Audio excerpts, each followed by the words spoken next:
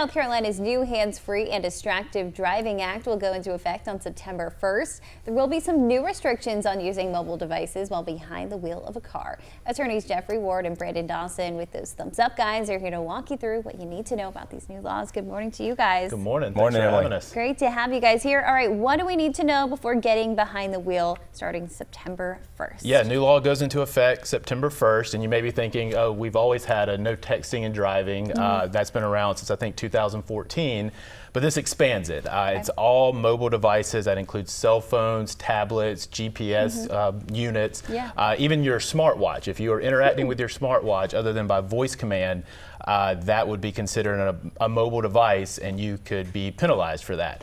The old law, the way it was written, if you were actively texting on your phone, you could get a ticket for that. But if you were watching a video on your phone, you might get pulled over for distracted driving, but that didn't violate any hands-free law. If you've driven in Georgia recently, it's very similar to the laws that's been in place now for a few years in Georgia for hands-free. So yeah, just expanded it to make sure all mobile device use was through like talk to text or voice command.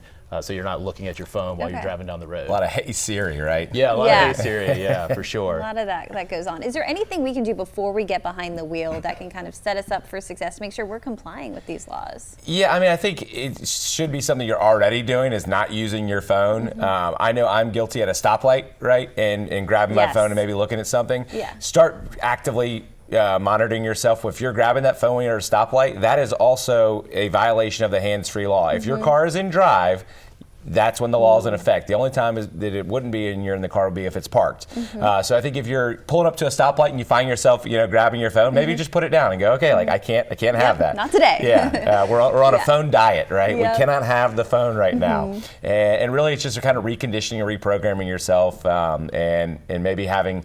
If you're in the car with your spouse, maybe having each other kind of police each other, like, hey, you're violating the law. Yeah. So you'd rather your spouse telling you than get a ticket. So that might be something I try at home. I know some people also have those things where they can tell their phone if they're driving, it'll like forward all of their calls or texts or something too, which is smart. Yeah, like Focus, the Focus feature on phones, you can turn that on, or you can have apps, I think, especially for children or for teen drivers, there are apps you can get that will prevent them from using their phone while driving other than for emergency situations. All great resources. A couple more things about the law though, it does have a grace period, so you shouldn't be doing it anyway, but if you do get caught using your mobile device after September 1st, for the first 180 days, it's just a verbal warning. After that, you're looking at a $100 fine. That's different from the old law. First offense was $25. And then subsequent offenses are $200 and 2 points on your license. So every time you get it, you're looking at 2 points on your license. You're going to worry about insurance rates going up. You're now, more risky to insure, whole host of reasons other than just safety to make sure you're following these laws. Yeah, also on that topic, how do you hope that this law will help keep people safer on the roads? Well, we see so many wrecks that, they call them accidents, but it's not an accident when you're staring at your phone and you plow into the back of somebody, right? So we're certainly hopeful, and I believe the stats will bear out that accidents will go down, collisions will go down because we will have less accidents out there, right? So many times it's distracted driving. That's the number one cause of wrecks. People just not paying attention.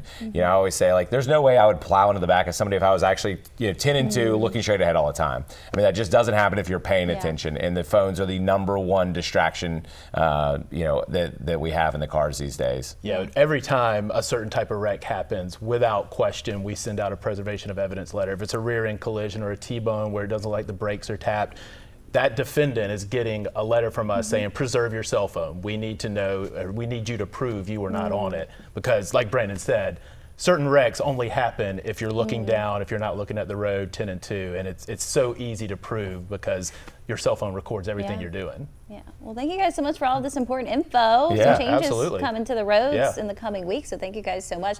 And of course, if you have any questions about if you've been in a wreck like this, you want to learn a little bit more about these new laws, anything like that, you can go to inpain.com or call that number on your screen. The Thumbs Up guys are here to help. Thank you guys so much. Thanks for having us.